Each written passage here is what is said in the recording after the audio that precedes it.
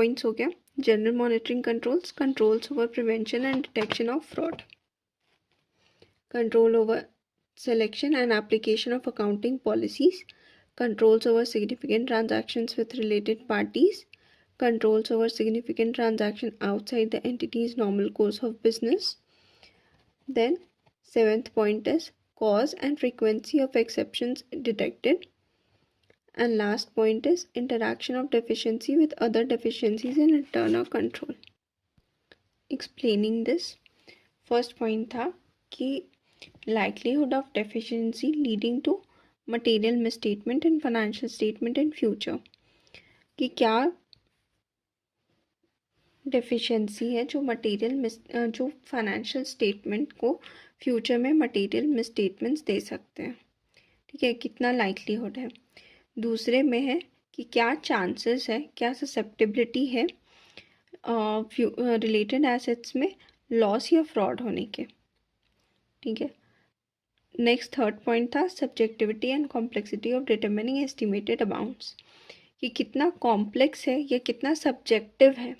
Subjective मतलब कि मेरा कुछ और ये मेरे लिए कुछ और सही हो सकता है, दूसरे के लिए कुछ और सही हो सकता है, किसी के लिए कोई फिक्स्ड रूल नहीं है कि यही सही है। तो हो गया subjectivity and complexity of determining estimated amounts, कि मेरे लिए कुछ और एस्टिमेटेड अमाउंट्स हो सकता है और दूसरे के लिए कुछ और एस्टिमेटेड अमाउंट्स हो सकता है। अगर ये इतना ज़्यादा कॉम्प्लेक्स है और इतना ज़्यादा सब्जेक्टिव है अगर कुछ, तो वो सिग्निफिकेंट डेफिशिएंसी होगा।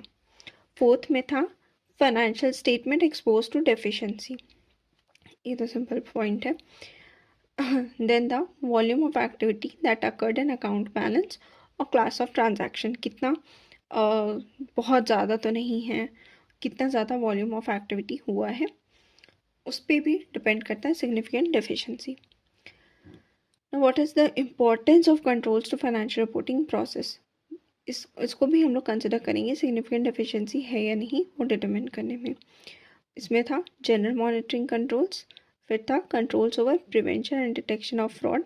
इसको अगर ऐसे शॉर्ट में मेमोराइज करते हैं कि इसके बाद सारा जो भी पॉइंट्स आएगा ना, 4 पॉइंट्स, वो सारा कंट्रोल्स ओवर करके आएगा। ठीक है, तो हम लोग बस लास्ट पॉइंट्स पढ़ते हैं।